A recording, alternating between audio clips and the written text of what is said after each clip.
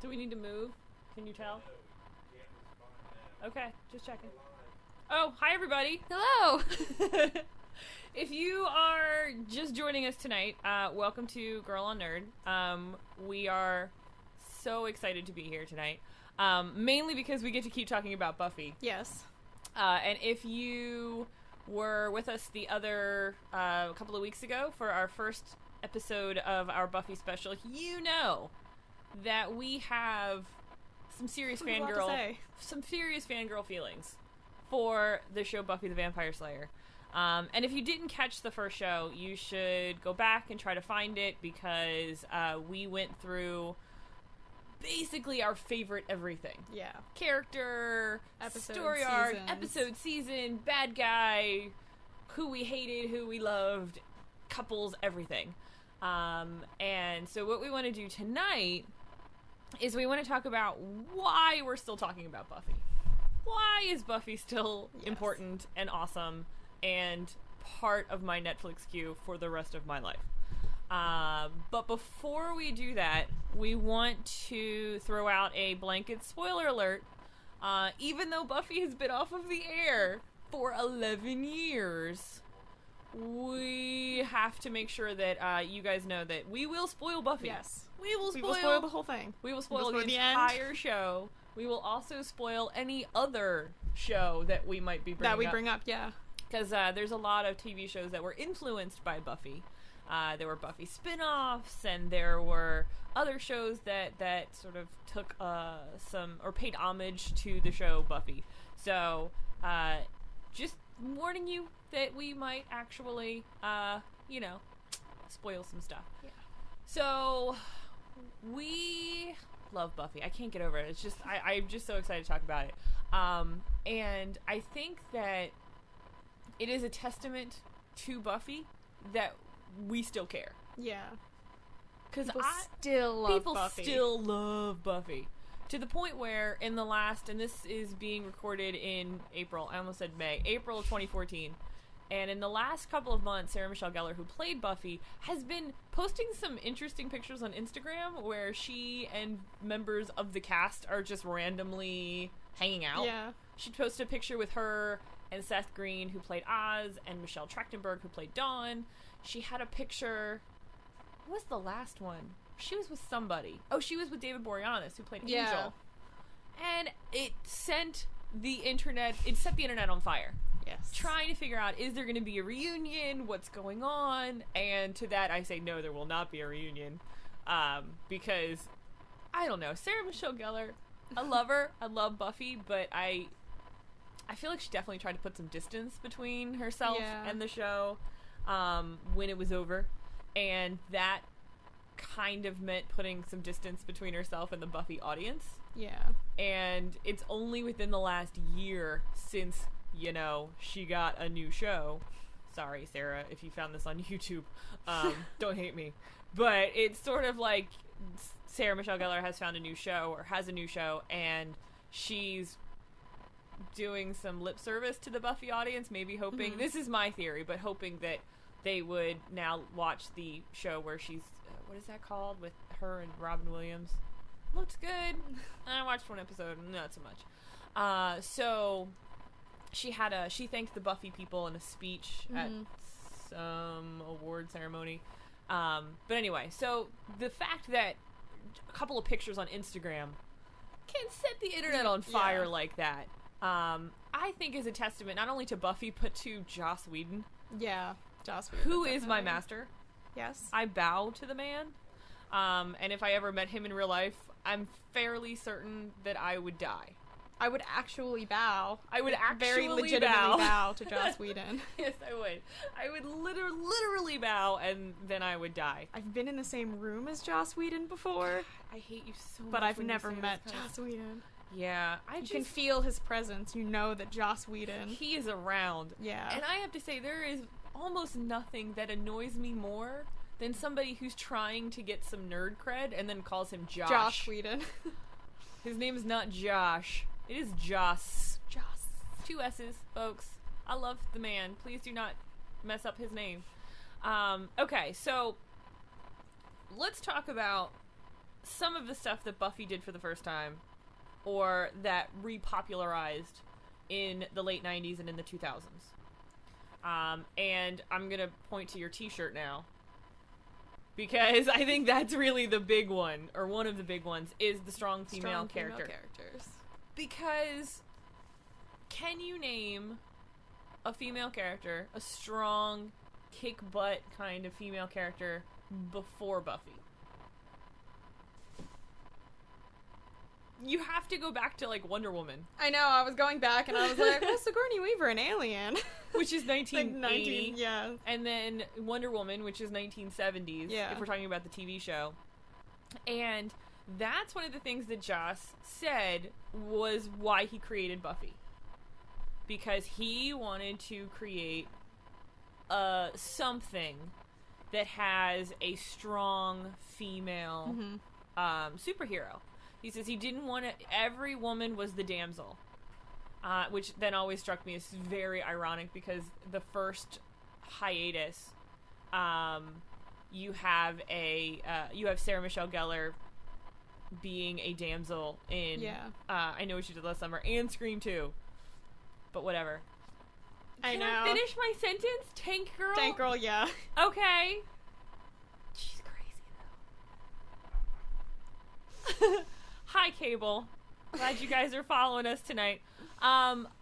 Okay, so sure, Tank Girl, but how many people? What kind of audience did Tank Girl reach? Oh, hell no! We just got an expletive yelled from the production booth. Yes, we did. Because I know they reached a big audience, but I think that Buffy definitely reached a lot more people. In comparison to Buffy, yes, I am downplaying Tank Girl. If the show suddenly goes dark, it's because the production office has just shut us down, because I'm not very popular right now. But I think that, that there were, let's say, few, we won't say none, but few strong female characters. And a few. And by the time that Joss starts putting together his idea of Buffy, there weren't any. And this was in the 1980s and 1990s that he's starting to sort of formulate this plan. And you would imagine that there would be strong females, strong women, and there weren't. So he had this idea of the opening of this girl running away from something and then turning around and kicking butt. And so that's really where, he's getting this image of this strong female character, who, even when bad stuff happens, she holds it together. Yeah. And she does what she needs to do. Yeah. She makes the hard choices just like a man does. Yeah. I love Buffy. And I feel like she's even today, there aren't there aren't as many. It's just strong female characters. Right. It's like Buffy is still the one where you kind of go, it's your go-to strong female. Especially if you are a nerd and or somebody from the late 90s or early 2000s who were around when this was around. Because it was something that when I was in high school, I watched it just constantly, and every Wednesday morning it would be like, oh, time to talk about Buffy. So strong females, boom. And it's not just Buffy. We keep talking about Buffy, but there are lots of really strong women on this show. And it's awesome the way that they're not all strong in the same way. They're not all Buffy. They're good at different things. You've got the Brainiac. Yeah. You've got in Willow. You've got the girl with the good business head in Anya, who I was just watching. Who doesn't love Anya? I was just watching the one where she and Tara are walking down the street, and she's like, "I took all the money I earned from working with Giles, and I tripled it." And Tara's like, "You mean like triple? Like you tripled it?" And so you get this idea that women can have a strong business mind. And then you've got Faith, which is the dark side of the strong female, but still. And she uses her sexuality a lot as a weapon.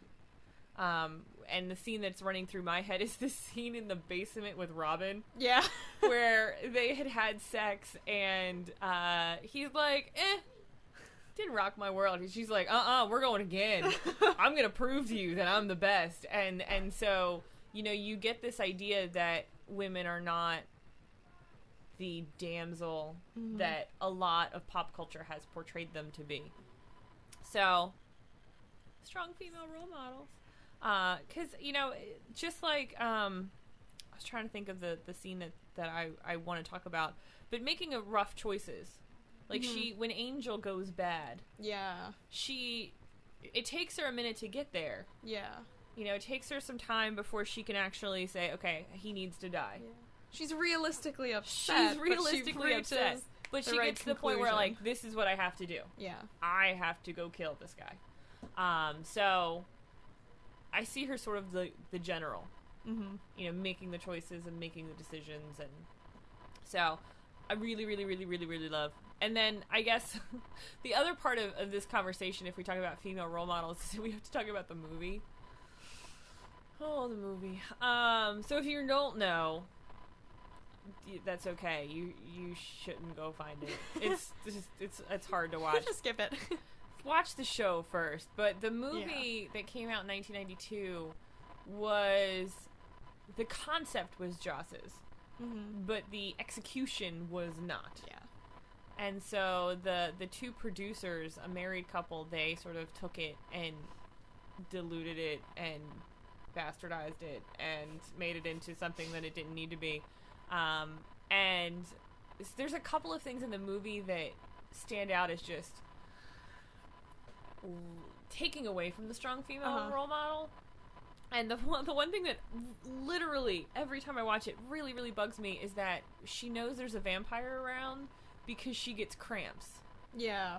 That's the thing. That's the you know, the comparison that she makes to what the show calls her spidey sense. Yeah. And I'm just like, really?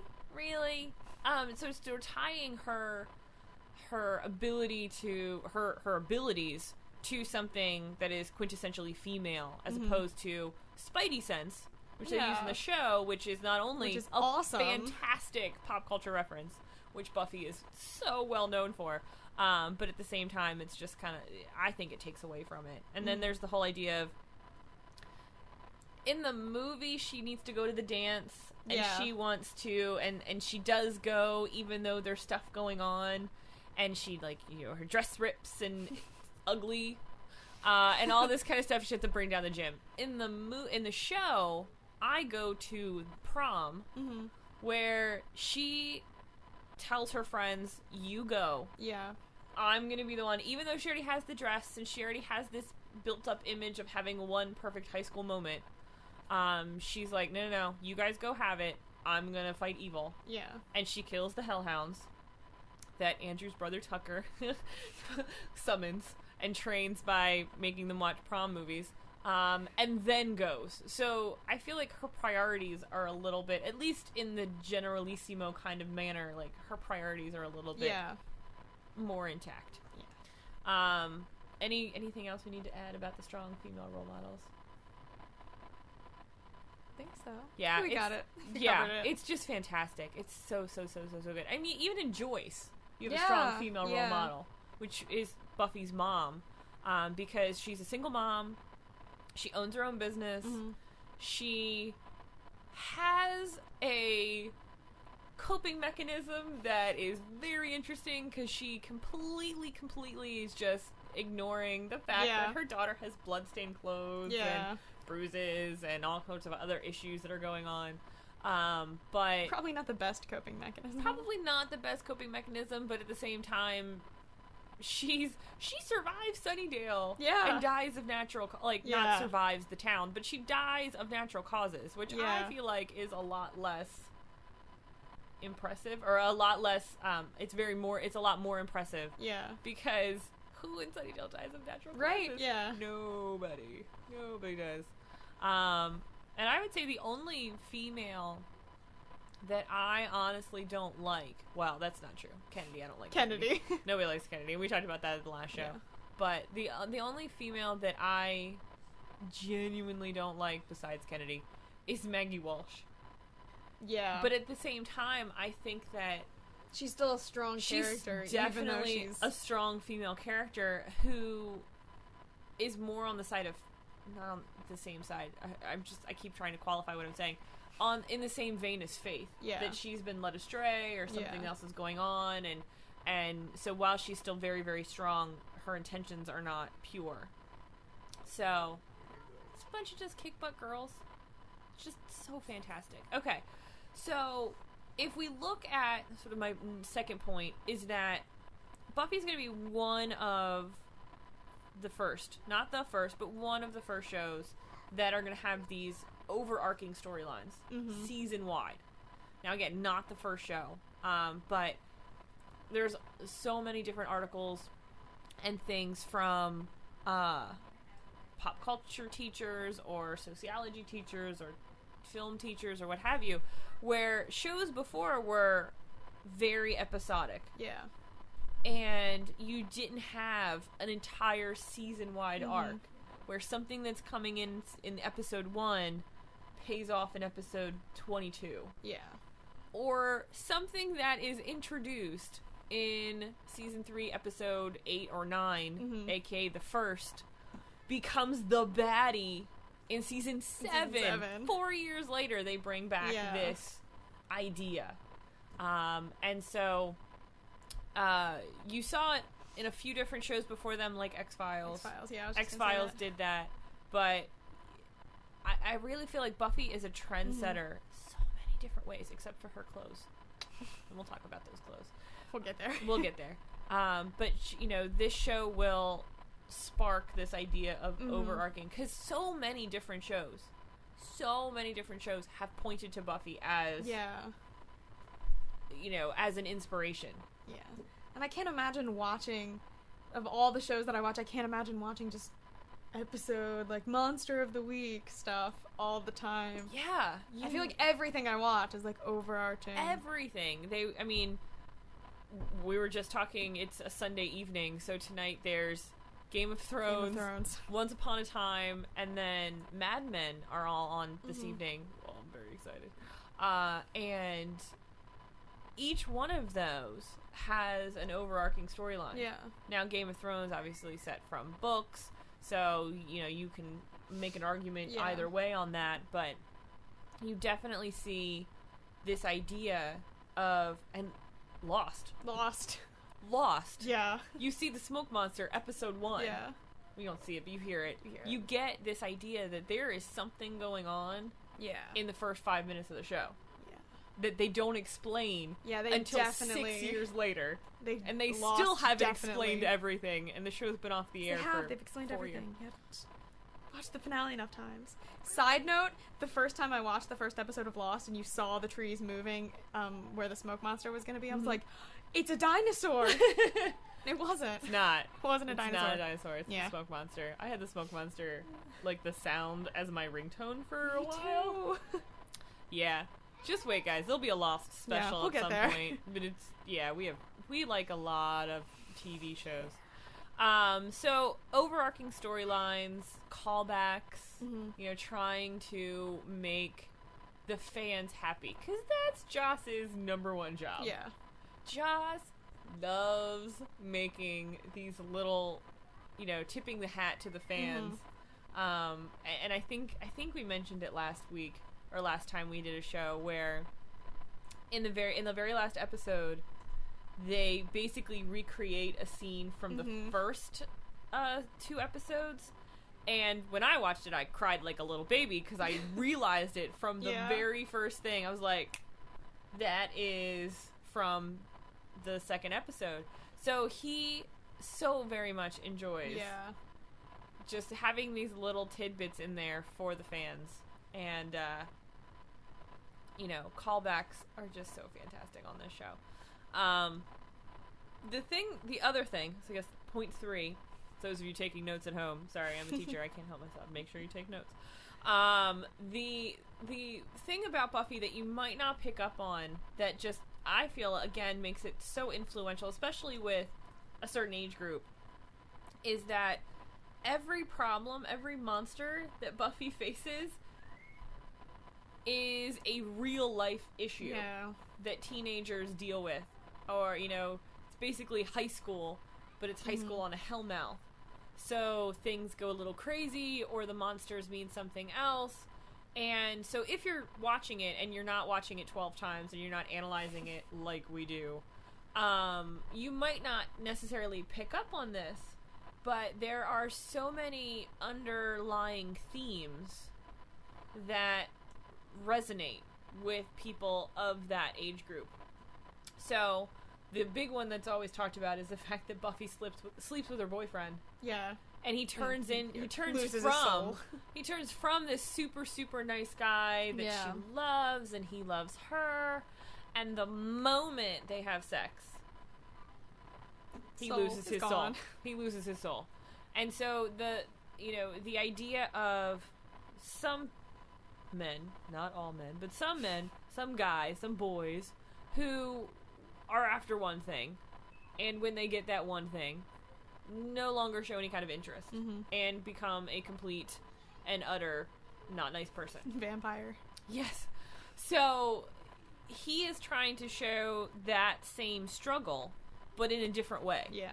So instead of tuning in on a Tuesday night at 8 o'clock in 1998 to see some girl get her heart broken by some guy, which is a story you've seen 7,000 times, you see a story about a girl who sleeps with a guy. He's a vampire. He turns bad. He kills the girl out in the alleyway and blows her cigarette smoke out of his mouth. So it's the same story, but in a completely new and fresh way. Yeah. And you see that a lot in the first 3 seasons, obviously, when they're in school. But even when they go to college, there's Beer Bad. Which, so good. Such a great episode. So, in this, for those of you who don't know, it's an episode where Buffy's having some issues because another guy that she slept with hasn't called her back. And he's a totally normal guy. He's just not a nice person, Parker. And so she decides to drown her sorrows in beer. Black Forest beer, in case anybody cares about the label, which isn't real, but the guy who owns the bar brews it himself, and his brother-in-law's a warlock, so he told him how to brew it right. And the beer on the show turns her into Cave Buffy. It basically de-evolves anyone who drinks it, because this guy, the guy who owns a bar, has to deal with all these college kids, and they're a bunch of cavemen, so he's gonna get a little revenge. And so, the most accurate episode. It's incredible. It is so accurate. And so, again, it's this supernatural event, because people don't literally turn into cave people. Because Buffy's in her room making cave paintings and trying to figure out why the little people are in the box, aka a television. But it is something that everybody goes through. They try to drown their sorrows. They turn into somebody that they don't like. That is destructive and that is problematic, and all of your friends might end up having to take care of you. And so you get this larger story, this larger lesson in a totally new way, and that just blows my mind every single time. I'm just kind of like, again, especially if you're watching it for the first time, you might not pick up on this, but it's just so great. And I'm going to keep saying that. Like, I'm just going to continue gushing into the microphone. Like, it's so good, guys. Just so good. It's just so good. Okay, so we have talked quite a bit about, or at least mentioned quite a bit, that this show has influenced dozens and dozens of other TV shows. And I think that I tried to write them all down, because I found a website that's like, let's list every Buffy reference in every show and every movie ever, which you can't do. It's a lot. It's a lot. And I started writing them all down. I was like, I don't have a piece of paper big enough to write all this stuff down. But Supernatural's one that references Buffy a lot, that always makes me laugh. because when I think it's one of the Ghostfacer episodes, they talk about how they need Buffy and that kind of thing. And then there's an episode in which the Charisma Carpenter, who played Cordelia, and James Marsters, who played Spike, are playing a married couple. And so they're, like thousands of years old or whatever, and I don't remember exactly what they were trying to do, what was going on there, but, that casting choice was very purposeful, that we want 2 people from Buffy. And then, what was that? Oh, Veronica Mars has a couple, because, and they're almost always from the character named Piz. His name is Stash Piznarski, which is a Polish name if I've ever heard one. But he says something in the show about the town being built on a hellmouth. Yeah. And then in the new movie that just came out a couple of months ago, he was like, man, this town really is built on a hellmouth. And so it's sort of like, how well do you know the Buffyverse? Yeah. You can be like, hellmouth. Ding. I know what this is, but if you're not a big Buffy fan, you might not pick up on it. There was a lot, and I honestly, I looked this up and I was like, holy moly, I really need to go back and rewatch Doctor Who. Because there are a few little references in Doctor Who. For one, they talk about they talk a lot about the influence of Buffy on Russell T Davies, who brought it back. And so that's one of the reasons that they cast Giles in the School Hard episode. Not School Hard, that's a Buffy episode. In the School Reunion episode, where you meet Sarah Jane again. And he plays the headmaster. And if you listen to the commentary, David Tennant's like, oh, Tony Head's this like great actor, and he was so good, and I'm a big fan of Buffy. And I was like, David Tennant watched Buffy. David Tennant watched Buffy. Oh my god, guys, David Tennant watched Buffy. Which is as if I didn't know it was possible for David Tennant to be any more adorable and endearing, but he just won. But he is. And they have a line in the in that episode where the headmaster, Anthony Stewart Head, who played Giles on Buffy, says, ignore the shooty dog thing. And they said that line was purposefully written because it's Buffy speak. Yes. Which is something that we're going to talk about later, because Buffy speak is very specific and has completely altered the way I speak. And I so very often find myself trying to say things, like when I'm teaching, that are Buffy things. And I'm like, nope, that's not. First of all, nobody's going to know what it means. And two, and then the episode in season 2, Love and Monsters, which I will admit I skip over when I rewatch them because I'm a horrible, horrible Who fan. But that was directly influenced by the Zeppo. Mm-hmm. Because it's like the Buffy episode Zeppo is all about Xander and not really so much about anybody else. And the thing that really angered me when I watched it was I was like, there's obviously an apocalypse going on in the background. Can we please watch the apocalypse? Like, Xander's doing some funny stuff, but there's an apocalypse. And Giles did something that is the bravest thing Buffy has ever seen, and I want to know what it is. So the idea of taking your main characters and putting them on the back burner. Yeah. And the name of the episode, the Zeppo, is named after the Marx Brothers character, brother, who is like the one that nobody remembers. Yeah. It's like you remember Groucho, and you remember Harpo, and you remember, but you never remember Zeppo. Like, who's the last one? He's like, wait, he's the Zeppo.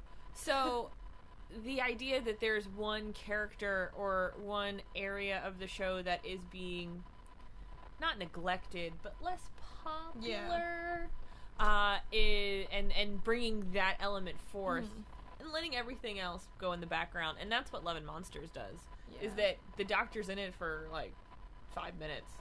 I think they did that a lot in Lost. There are a lot of episodes of Lost where they're like, let's bring, like the episode about Nikki and Paolo. I knew that's where you were going. Such a terrible episode of television, but still they did that. Yep.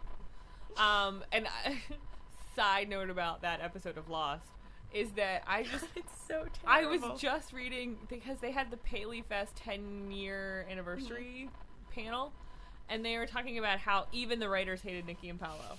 Even they hated them. And as soon as the internet message boards were like, who are you two?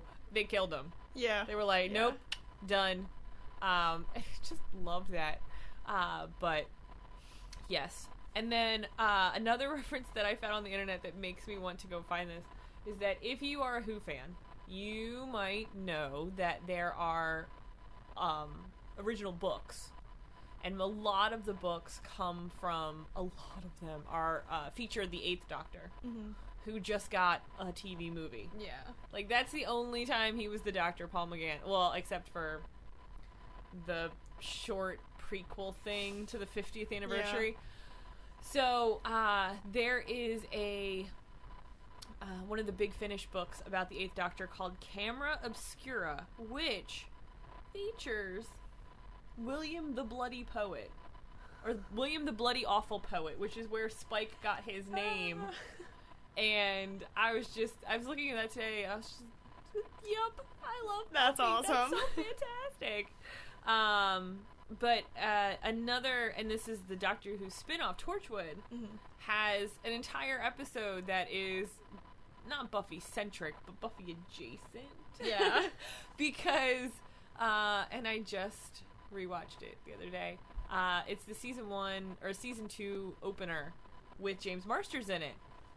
And he purposefully, Russell T Davies, who wrote Doctor Who and wrote Torchwood, but doesn't any longer, and it's very sad, and he should come back.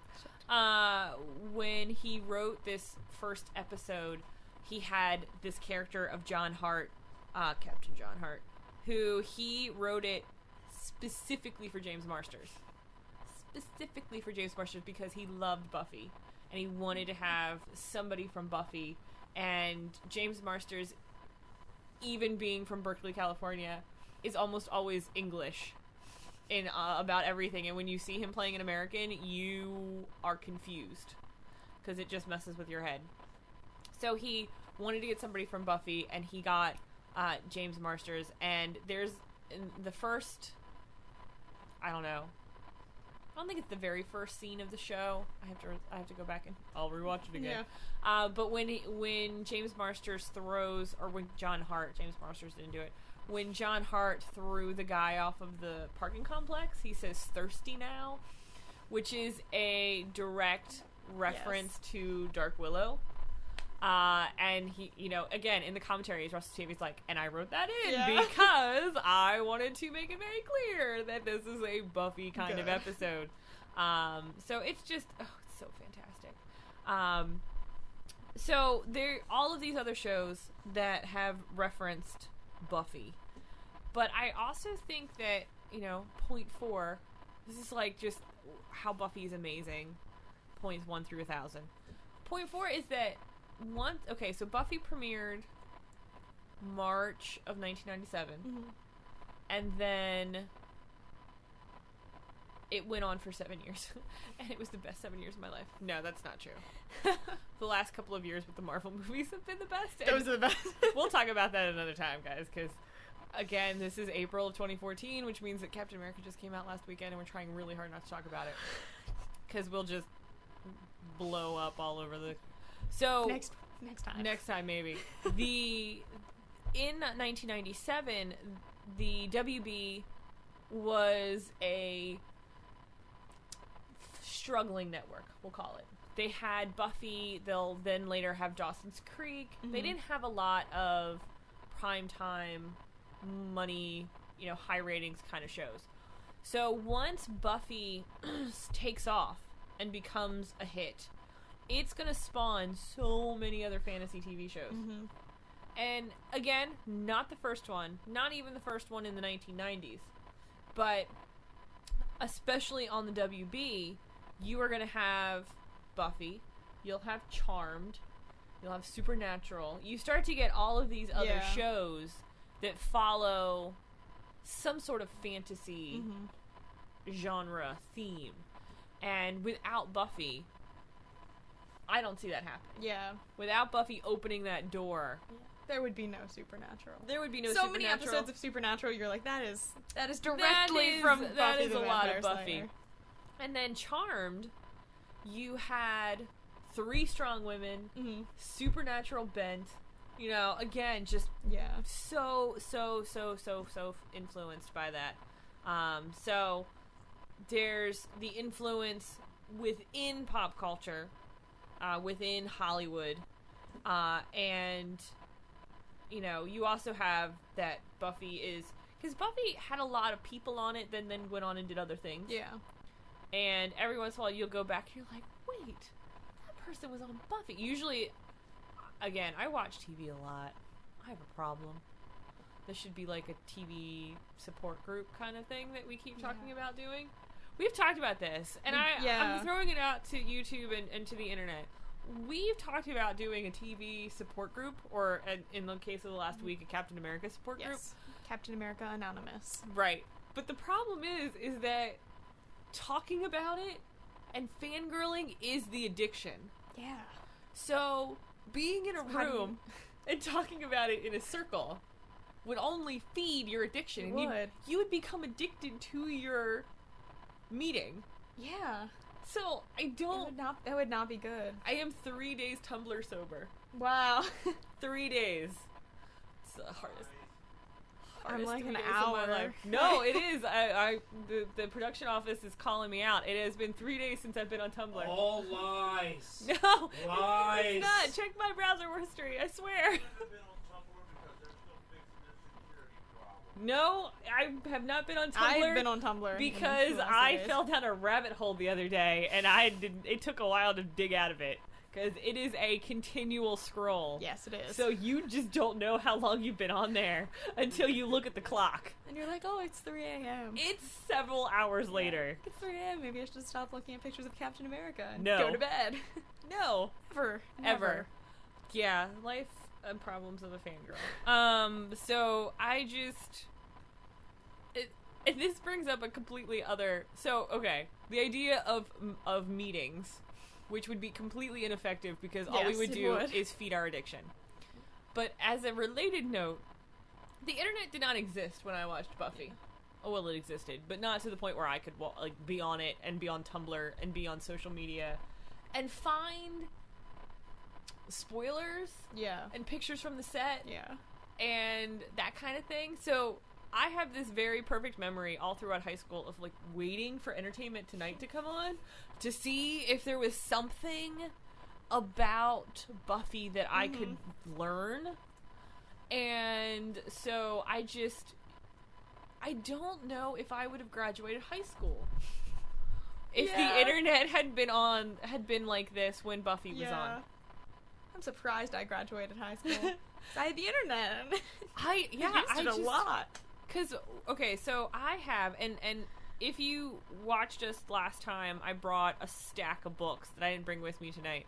But I have books on Buffy and philosophy, Buffy and the physics of Buffy. I have Buffy and the language. I have all of these.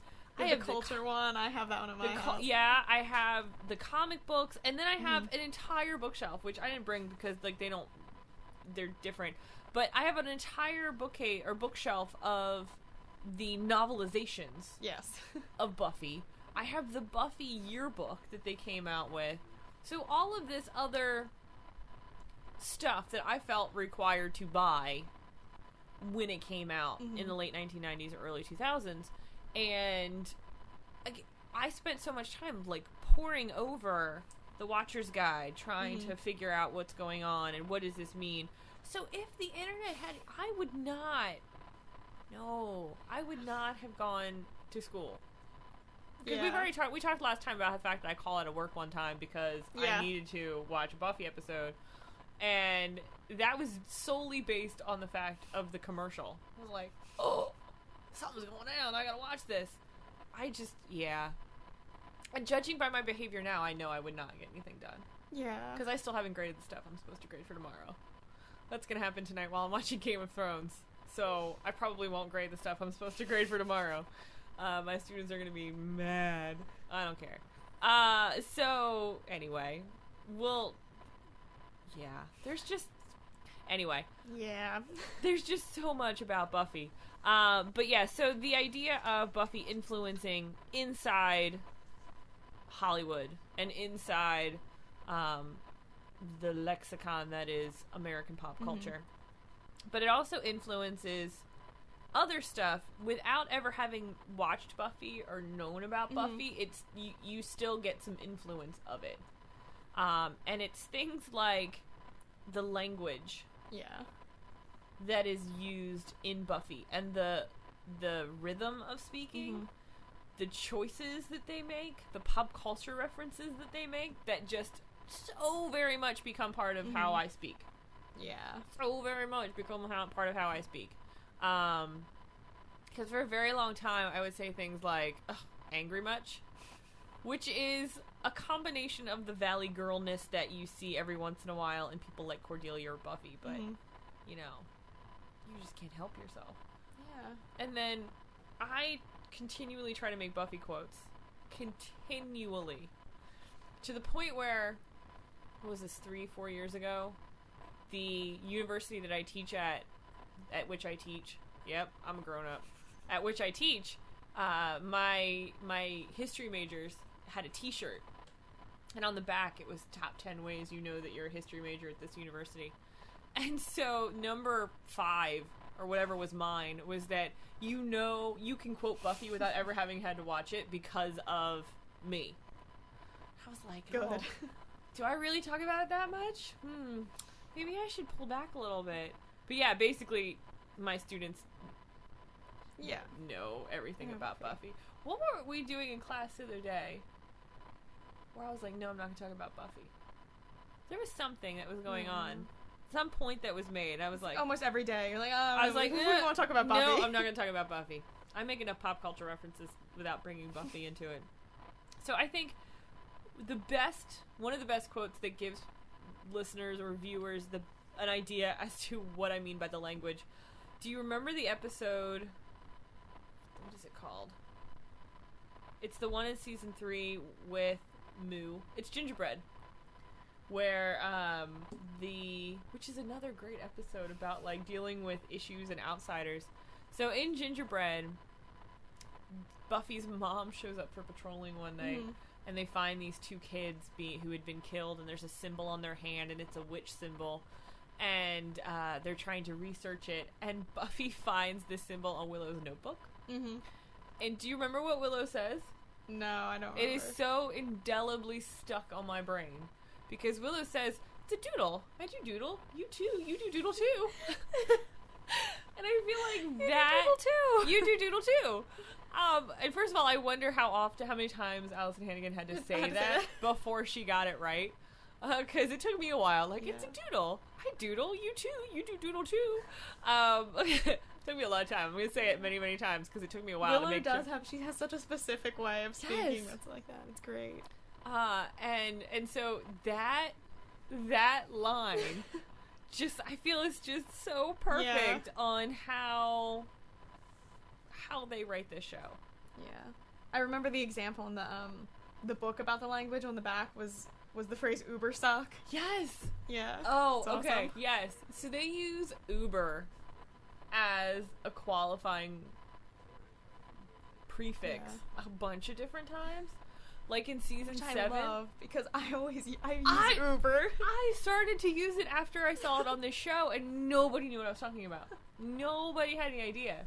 Because in season 7, they call them Uber vamps. Uber vamps, yeah. And I was like, oh, I want to start using that word. And nobody knew what I was talking about. I was like, oh, it's like the Uber show. What does that mean, Uber? My brother has a degree in German, and he didn't know what I was talking about. But yeah, so there's so much, and the book, it's a Slayer slang book. Yeah. There's a great book called Slayer Slang, and it basically goes through all of the different language types and different phrases and whatnot that they use throughout the show that are so fantastic. I like it. It talked about the pop culture references that they themselves make. In the back of the book there's a glossary, and I remember one of my favorite definitions in I think I know where you're going, but go ahead. One of my favorite definitions in the back was like Scully. Yep. Verb. Exactly. It was like Scully, verb. And I was driving here tonight, and I was like, she's going to bring up that scene. That's my favorite. So I just love that it's a verb. Like, yes. I love that. So this episode I totally do that. I use people as... I do too. Descriptions of the... I do too. Awesome. Nobody knows who I'm talking about. Oh. So this was season 1, episode 6? The Pack. Because this is when they go to the zoo, and Xander accidentally gets possessed by a hyena. As you do Obviously. when you go to the zoo. You accidentally wander into the hyena house to save what's-his-name from the crazy people. Who, do you know who one of those guys are? No. One of the Pack is, oh, you don't watch Once Upon a Time, never mind. If If you watch Once Upon a Time, August, Pinocchio from Once Upon a Time was one of the Pack members, and I just realized that when I rewatched it a few months ago, and I was like, oh, everybody was on Buffy at one point. So Buffy realizes that something's going on with Xander, and is trying to figure out what it is. And she goes to Giles, and she says, you know, he's being mean, and he's eating like people's food, and he's like, so changes in appetite and changes in behavior. Basically, you're describing a 16-year-old boy, and Buffy says, I can't believe you of all people are trying to Scully me. And it took me a couple of watches before I realized what she was saying. Because I don't know, I think my brain was trying to interpret it as like scuttling. Yeah. Instead of Scully. Yeah, so what is her first name? Dana. I was Dana like, Scully. Jillian. No, that's the love of my actress. life. Dana Scully. So, Gillian Henderson. So Dana Scully from the X-Files was always the one who was like, there has to be a reasonable explanation for what's going on here. And Buffy turns that into a verb. Amazing. So fantastic. So yes, huge influences within the language. But I want to also talk about, why is it still gaining fans? Because when did you start watching Buffy? I started watching it this year. Yeah. So 2014, which is 10 years after the show was over. Which makes me sad in my inside place that it's been off the air for 10 years. Because this show meant so much to me. And I can't believe that it's been that long. But it also means that it's been 14 years since we graduated high school. Shush. I really enjoy being with people my own age. Because I get to say stuff like that. So you just started, why? Besides me telling you had to. No, I started it before I met you. Really? Like a week before I met you, I started watching Buffy. And then when I met you, That's why we're friends. I told you that I watched Buffy, and you like started saying all these things, and I was like, oh my god, I'm on season 1. It's like you say the magic word, and I lose any kind of professional filter. I was so intimidated. I was like, I'm on season 1. Please stop doing this to me. I don't know you. Yeah, but I don't know why I started watching it. I love shows with strong female characters. I love shows with supernatural elements, and I love shows with lesbians. So I feel like I knew that I have gotten Buffy more fans because of Tara and Willow than of anything else on the show. Yes. So yeah, that was definitely one of the main reasons that I started watching it, because I still feel like it's been off the air for like 10 years, but there still have not been that many shows after it that have had a good portrayal of a lesbian relationship. Yes. I wish I had watched the show when I was in like high school. So good. Yeah, and I think that's another important point, because this is pre Will and Grace. Mm-hmm. And Will and Grace is kind of the watershed for the gay community as far as portrayals on television. There was a character on Soap in 1977. There were people who they kind of hinted at it. Because the guy on Soap, it was Billy Crystal played a gay guy, but he had a wife. You know, like he wasn't out. And so usually people go to Will and Grace. Now, Will and Grace premiered in 1998, 1999. So Willow wasn't a lesbian by then. Mm-hmm. But at the same time, because I've just been rewatching Will and Grace, and it is a great show, and it's fantastic, but because you've watched Will and Grace. Yeah. They do not like lesbians. It is definitely a show that is pro-gay man. Yeah. And they definitely give you this idea that the gay lifestyle is anything to be afraid of. Yeah. But they're always like, ooh, lesbians. Yeah. A lot of shows are still like that, Yeah. but Buffy's not. Buffy's not. Because Wasn't he originally going to write Xander as being gay? And then I heard that he was like originally, it was going to be Xander, and then he changed his mind, like, as he was writing, and that's why Willow's not gay until, like, later. Well, because Willow... When did he make that choice? Because they reference it in Doppelgangland. The choice must have been made by then. Yes, because this is Doppelgangland's. Because I think it had to do with him ending up liking Xander with Cordelia or something like that. Oh, I don't know. Yeah. And even though I really like Willow with Oz, he messed that up hardcore. Yeah. But yeah, like Tara better. So let's expound on this a bit. Willow and Tara. Love Willow and Tara.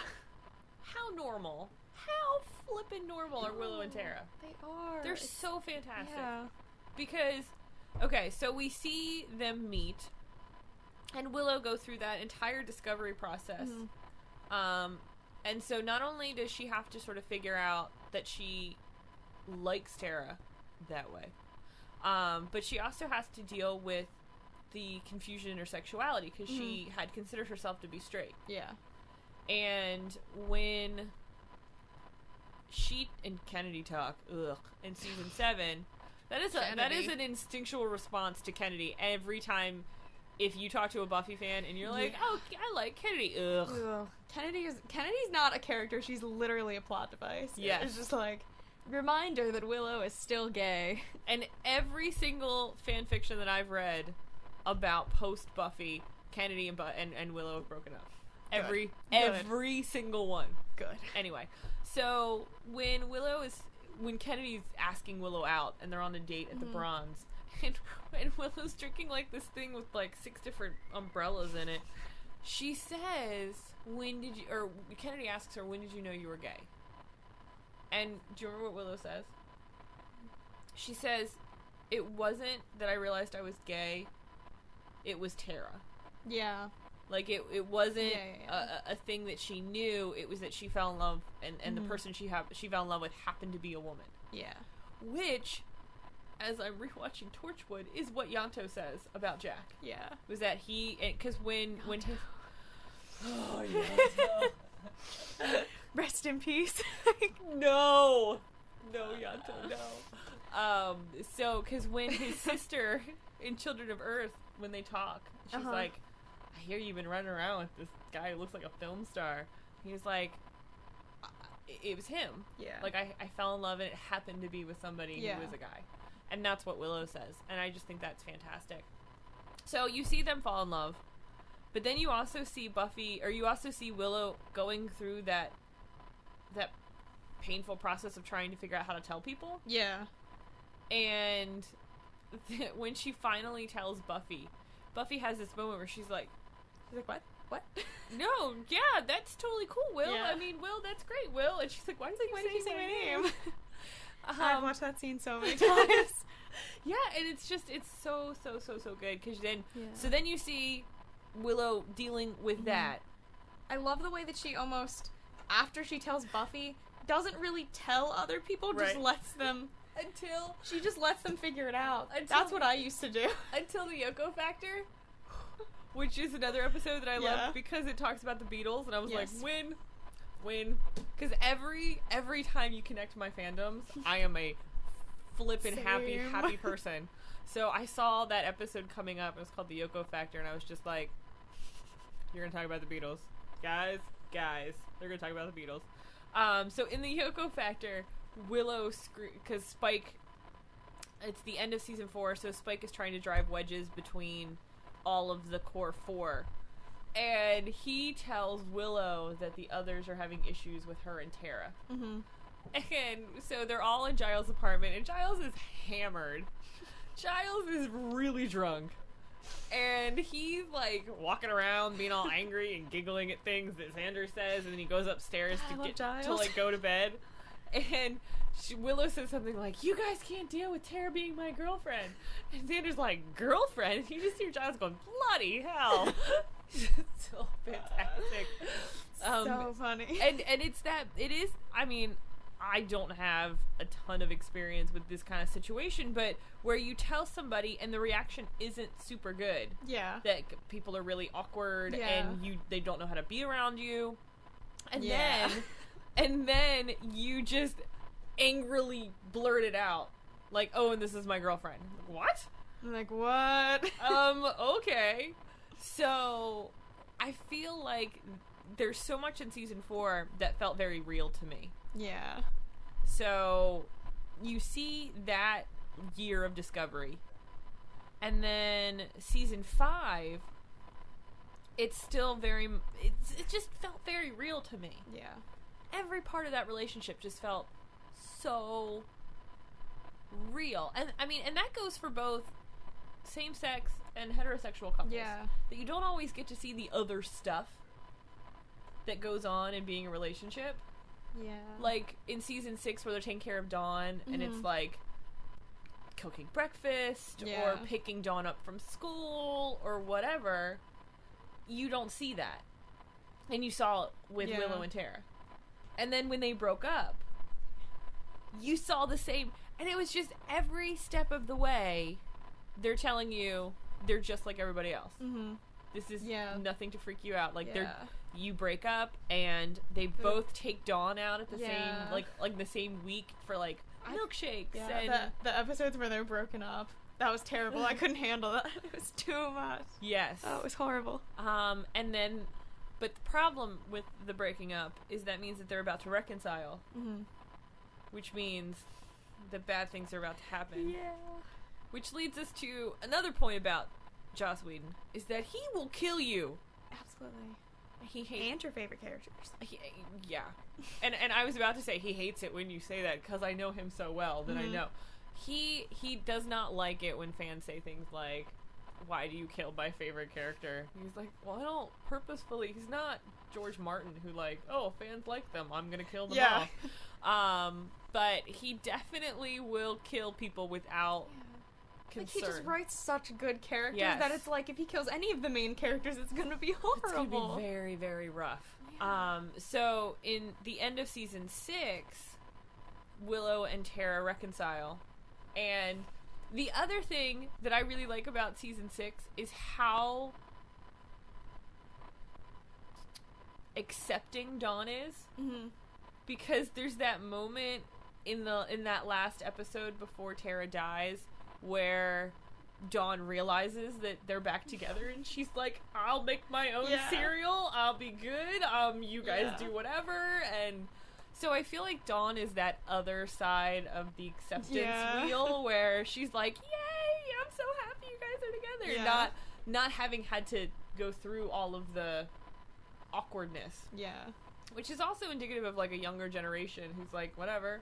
Yeah. That's fine. It doesn't even bother me. But yeah, so that episode, Tara dies. Yeah. In the most heart-wrenching, horrific manner possible.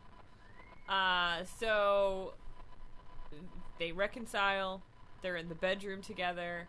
They're like, they've been in some sort of sex coma. Like, they just haven't come out of the bedroom for days or something like that. And they finally get dressed because they're going to go get something to eat. And this is where Warren comes into the backyard and starts firing without really thinking about it. And the shot comes through the window. And kills Tara. And so Tara's sad. last words, because the shot goes through Tara. I'm still confused as to where that bullet goes, because if it exits Tara, it should have hit Willow. That's true. Because Willow was standing in front of her, because the blood from the exit wound hits Willow's shirt. And because Tara, the last thing that Tara says is, "Your shirt." Yeah. Yeah, where did the bullet go? I don't know, but these are the things I think This about. Is like JFK. Something Magic going on. bullet theory. That's where it went. It hit JFK. That should be another episode, or like conspiracy theories in history. Yes. This Talk about the lizard people. Yes, you just want to talk about the lizard people. I always want to talk about the lizard people. So, with Tara's death, it's just another character who is willing to be sacrificed on the altar of Joss Whedon. Yeah. So yeah, it's just and I think this is a good segue into sort of the other shows of the Whedonverse. Yeah. Because he kills a lot of people. He does. And I'm about to spoil some stuff for you. Because you haven't watched Angel yet. It doesn't matter. It's okay. I'm looking at you like, oh right, you haven't watched Angel. It doesn't matter. I love spoilers. I mean, I love spoilers. Me Go too. ahead. Tell me everything that happens. Why we're friends. But Cordelia dies. Aww. And it's really sad. Cordelia. It's really sad. I don't want Cordelia to die. It's not until the last I'm gonna watch season. it now. No, you have to watch Okay. it. I I told will. you, puppet. The puppet episode. Smile time. You have to watch it for. After I finish the X-Files. So, aren't you done that yet? No, it's it makes me so emotional. I had to stop. I took a break. I'm back on it now. Where are you in X-Files? I'm on the first movie. Oh no, that's like you still have like 3 seasons to go. Oh my goodness. There's a lot of it's like 9 seasons. It is like 9 There's seasons, a lot. and then there's the last movie that doesn't really make sense to anybody. They So might make another. I think Gillian Anderson is so much more attractive now. She is. The biggest. Gillian Anderson is so hot. Like, still. It's incredible. She's a lesbian, right? No. Is she? She's dated women and Oh, and okay. men. She's been married like there twice. Something that's going on there.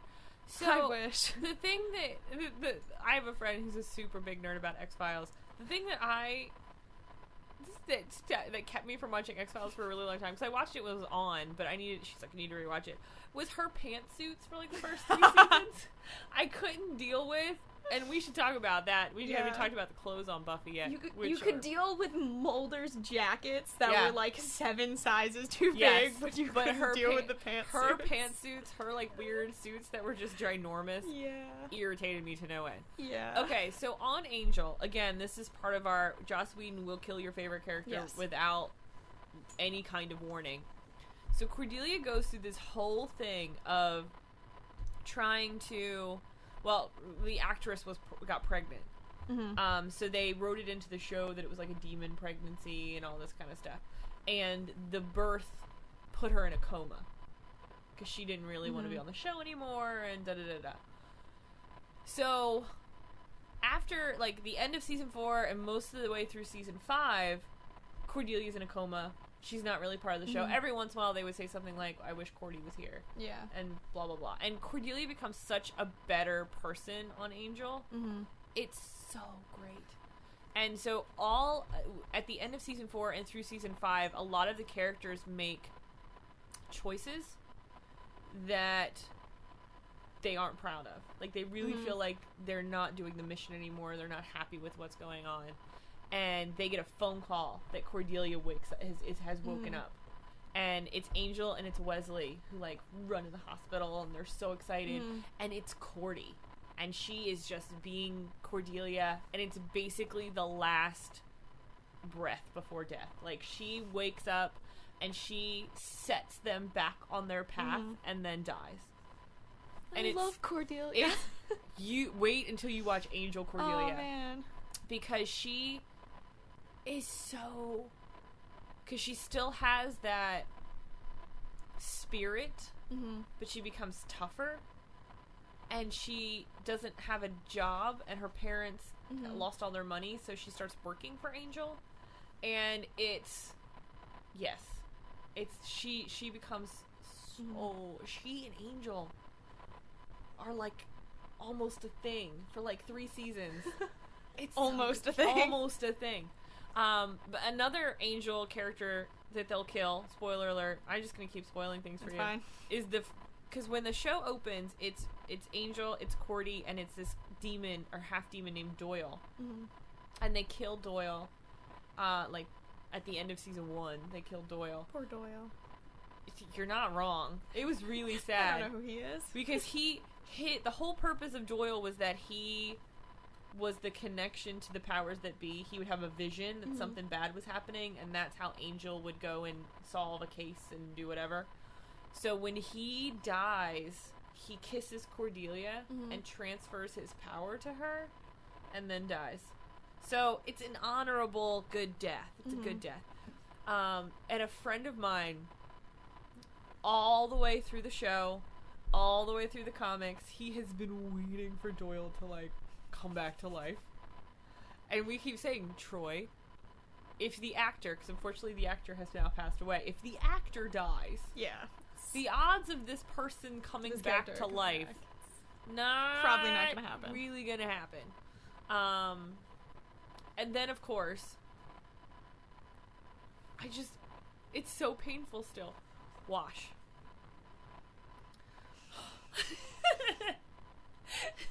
So, hopefully you guys know that we're talking about Firefly. And another example of Joss just ripping your beating heart out of your chest is in Serenity, when Wash, spoiler alert, gets killed. It's so painful. It's horrible. So horrible and so painful.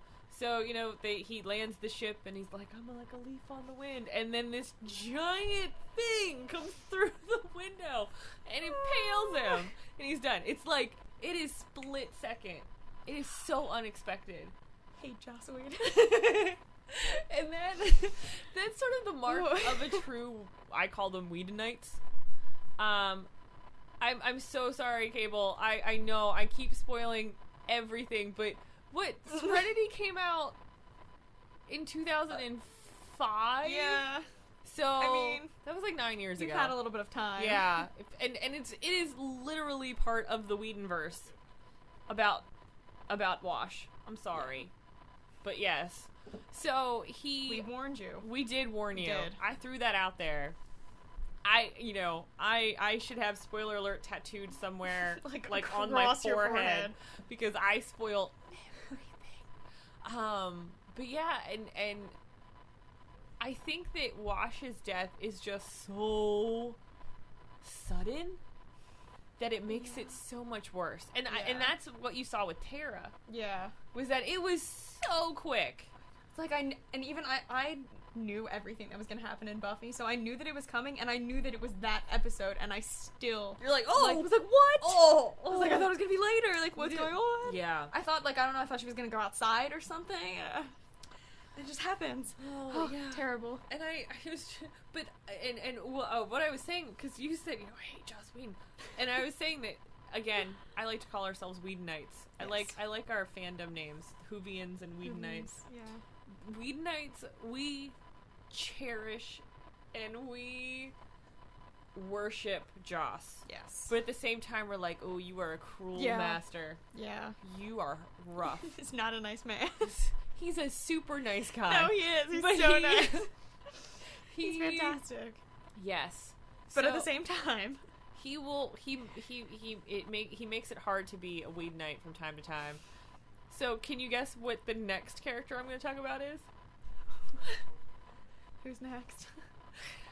Coulson. Is that where you thought I was going to go? Okay, that's where I'm going. I'm like, Marvel talk.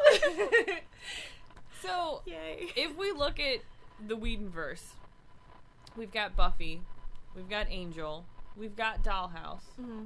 Dollhouse is good, but it's rough to watch sometimes because Joss should not have Fox shows. That's what I've discovered. Do not be anywhere near the Fox network. So those three sort of undergroundy kind of cult shows. Then there's Firefly, which I think may be the ultimate cult show. Yeah. Because it's so amazing. So fantastic. Which was so amazing that they canceled it after only showing 11 episodes. They made 13, but only actually... I do need a sign. That's a good call. Like, it should just hang, a spoiler alert sign that just hangs in neon and flashes behind us. the show, they filmed 13 episodes. They only showed 11 on the air. Mm-hmm. And that was so culture altering that we had a movie made. Yeah. We were such a demand for more Firefly that we got a movie made. The fact that people are still demanding more Firefly is incredible. Because they still have panels like every Comic-Con. There's still panels. And they're always like, maybe we'll do more. Every single one of them is like, I want to. One. And Nathan Fillion, they're not going to. Not too long ago, said something like, if I win the lottery, I'm going to buy the rights back. And again, they broke the internet. Like, what? They could do a Kickstarter campaign, and I think the fans would, pay for the show to come back on. I really feel like what the government needs to do is to start a fake Firefly Kickstarter, and we would pay off the national debt. We would! I really feel like we could raise $7 trillion. It's probably illegal, though. Well, it's the government. The government's the Don't say that. The government's actually going to do that. Can't say that they're listening. Sorry, NSA agent who just the NSA is always great idea that I just had. So you mean you're welcome. You're welcome for paying. Can I get credit in history books for paying off the national debt? Because I said you should just fund a Firefly Kickstarter campaign. But yeah, so Nathan Fillion said that he would buy the rights, and and the internet flipped out, and he's like, "Okay, guys, no." Like, okay, I didn't win the lottery. I didn't win the lottery, and no, it's not. It can't really happen. And it's sad that it can never happen, but because he's on another show, and Anara was on another show for a while. Joss Whedon's a little bit busy. Joss is busy doing other really important things. Really, really important things. Really, really important things. So no, but do you watch Castle? We haven't had this conversation. I on and off watch some Castle. Have you watched the Castle parts that have Firefly references? Yes. Okay. And I think I've seen those clips. That's the important part. Those are the important parts. Because there's also a Dr. Horrible reference. We haven't talked about Dr. Horrible. Dr. Horrible. We haven't talked about Dr. Horrible. Well, how did we know that's first? Okay, so we'll go Coulson, and then we'll go Felicia Day. Yeah. So if you watch Castle, there are a couple of different references. Some of them overt, where he's going to a Halloween party and he comes out dressed like Mal. He's like, I'm a space cowboy. And his daughter says, that was so 5 years ago. And so incredible. So I love obvious references to other things so much. Yes. And then there's an episode where he's running down the street and he runs into two Chinese people and speaks Chinese to them, and his partner was like, oh, semester abroad. He's like, no, just this TV show I used to watch. There's 1 or 2 episodes where people are walking around and they have got blue gloves on. So it's the 2x2 hands of blue thing. And then there's one where he's using liquid nitrogen to do stuff, and he does the Dr. Horrible laugh. That's awesome.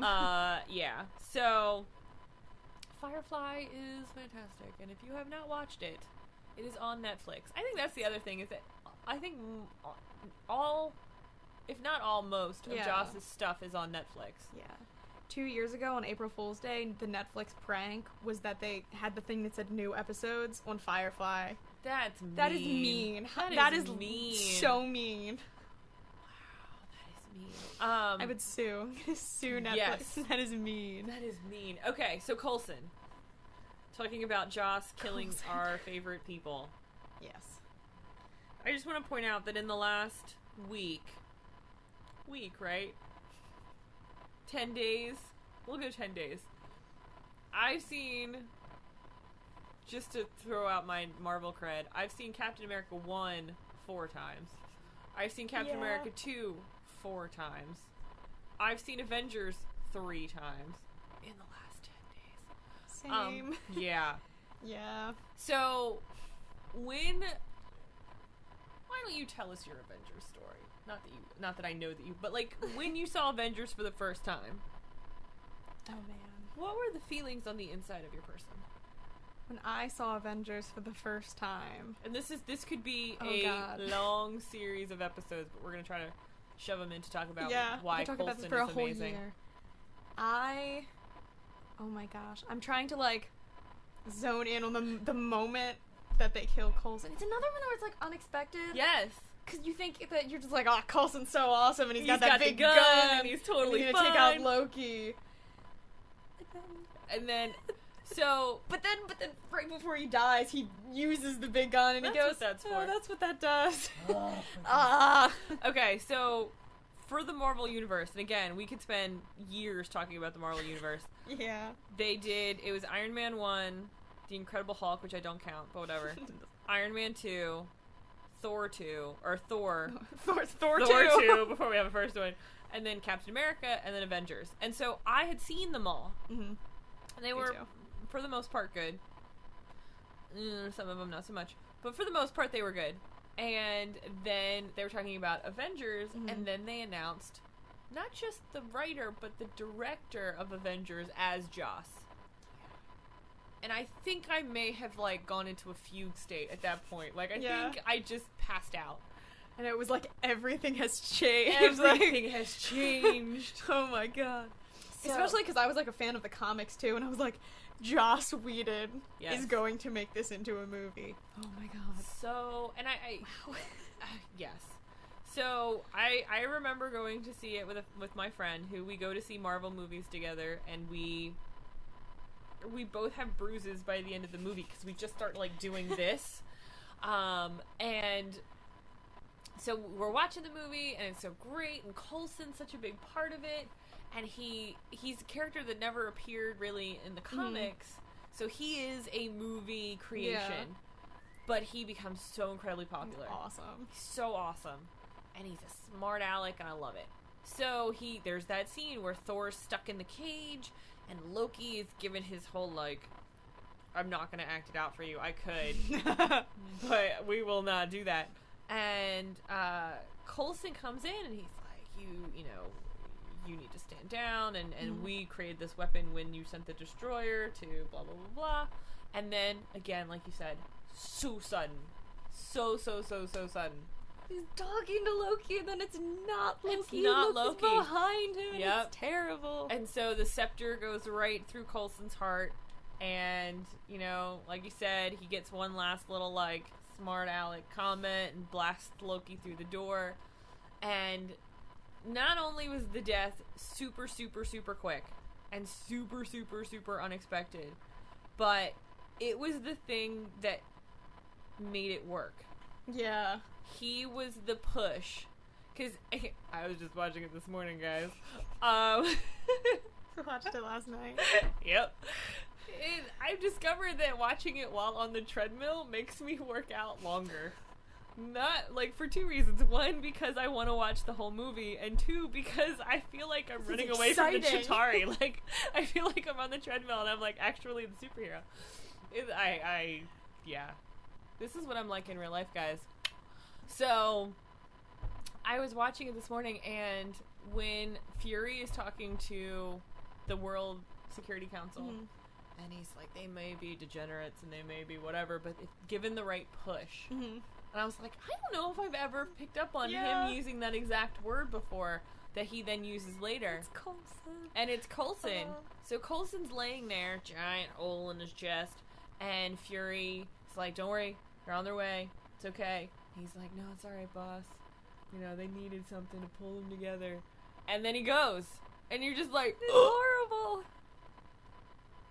And I don't know why I'm still so sad about it, because he has a whole show. Spoiler alert, he's not dead. He's not dead. Hail Hydra. No, just kidding. Oh god. How is that taken over the world? That has taken over the world. There are thousands and thousands and thousands of memes now. I know, everything's like Hail Hydra. My friend, I was talking to her this morning, and she said that her 4-year-old brought her an ant that she had captured and unfortunately had killed, but she didn't know that she had killed it, so she's like, Mom, watch this so it doesn't get away again. And so her little girl runs away, and my friend has this, ant in her hand, and she looks at her husband and goes, Hail Hydra. That was, it has taken, if you have not seen Captain America and or Agents of S.H.I.E.L.D. last week, you need watch to. it. So, I don't remember how we went there. Oh, right. Yeah. I was like, where did we go? Oh, Hail Hydra. So, Coulson's done. He dies. And... Sorry. We spoiled Captain America too. The production office just heard us talking about something that maybe they shouldn't have That was I gave a spoiler alert. That may have been a pretty big spoiler. I said spoiler alert. Oops. Maybe you should have seen the movie. Yeah. Just throw that. It's been out for like a week. It's been a week. Man, it has been out for a week. I don't understand. I saw it 3 times in 48 hours. Hey, I took a 4-year-old to the movie. Yep. Wasn't my 4-year-old. I didn't make the choice. But I was there in the theater with him. I just want to avoid any parents out there that are like, what? Not my kid. I just happened to be with my cousin and her children, so I'm going to throw my cousin under the bus. But anyway, back to Avengers. You've seen Avengers, right? You don't know what it means, though. You're right, I don't. But very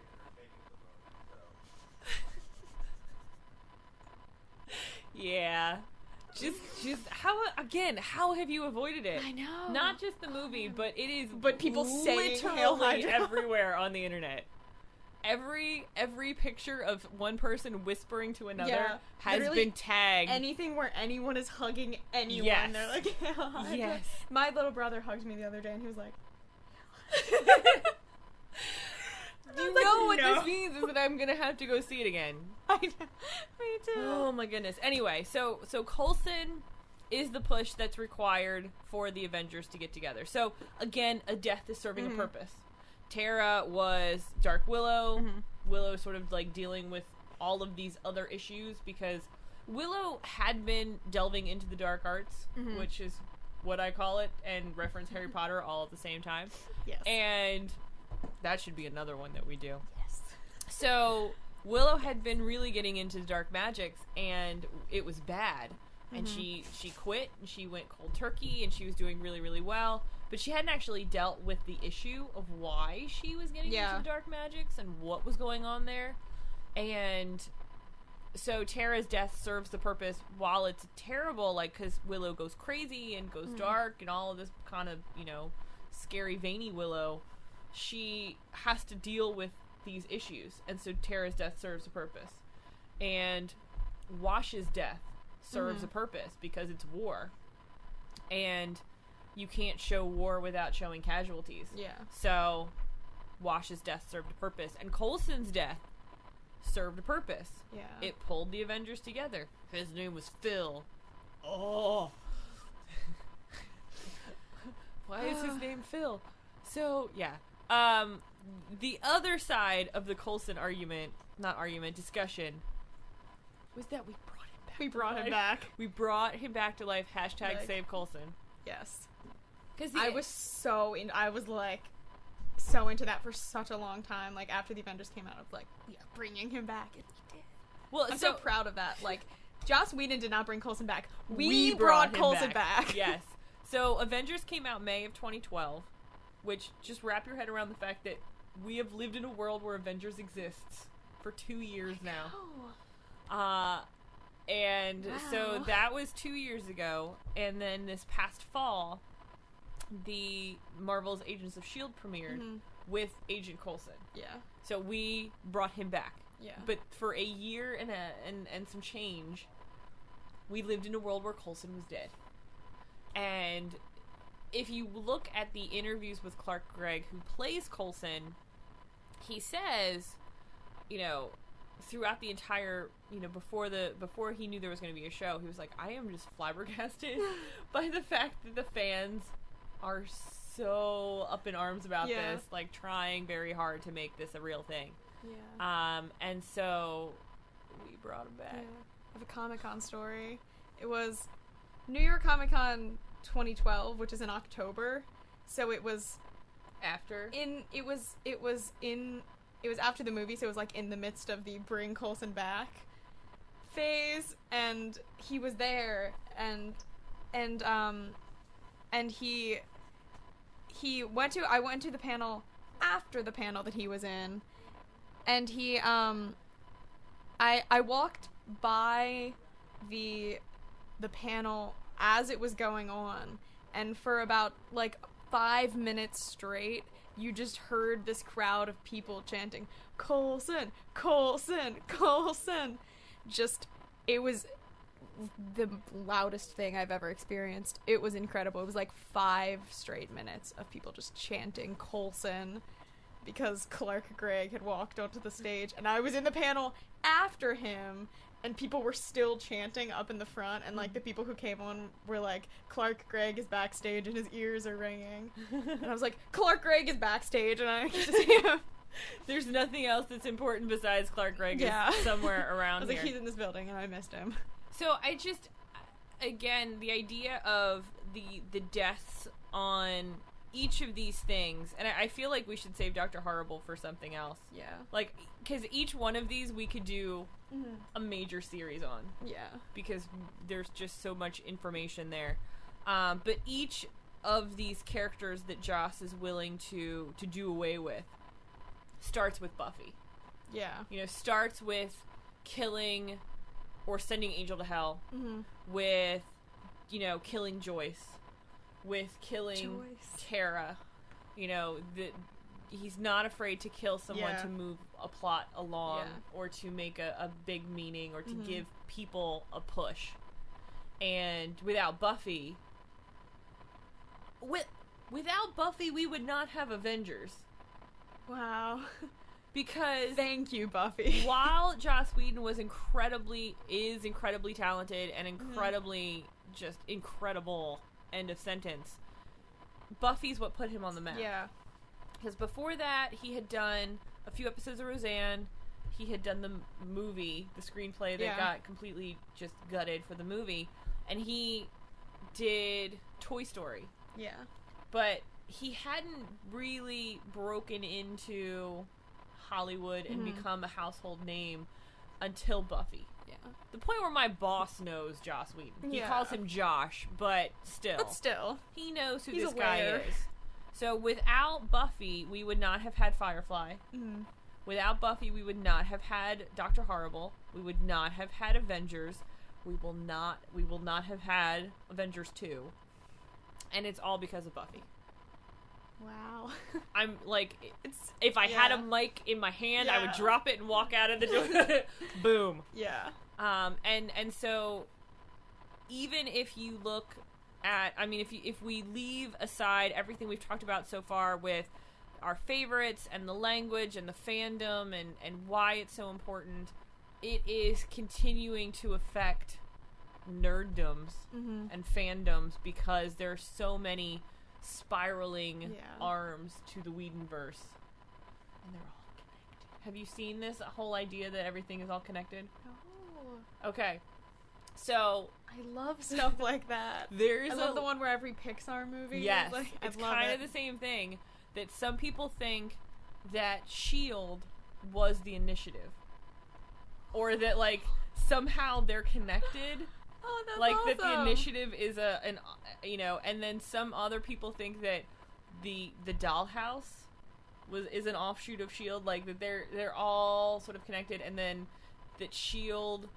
either becomes the Alliance or like S.H.I.E.L.D. Yes, that would mean like Hydra exists in the Buffy universe. We can't say anything more about Hydra. We already said Hydra. Because the production office will not let us come back.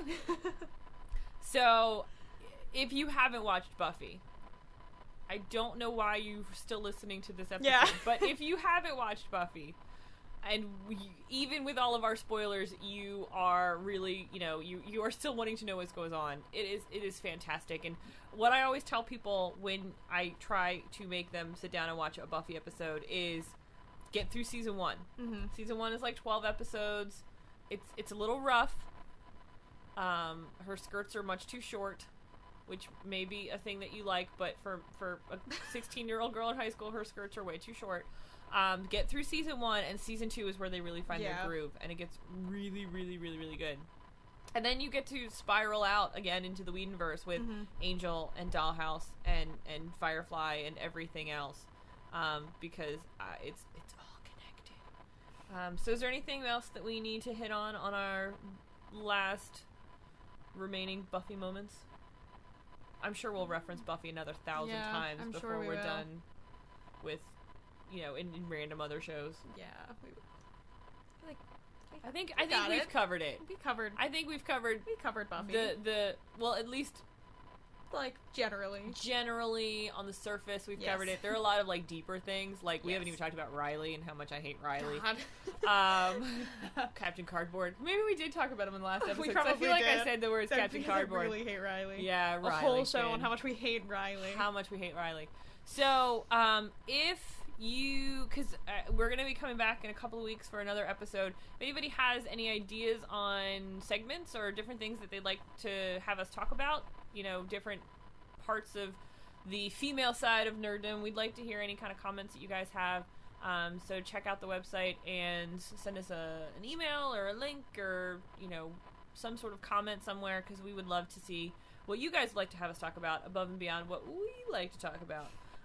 So hopefully when we come back, we'll have the whole gang, and we will be looking into a bunch of other stuff that we really, really like. Last thoughts? I'm gonna steal Hydra. Oh my god.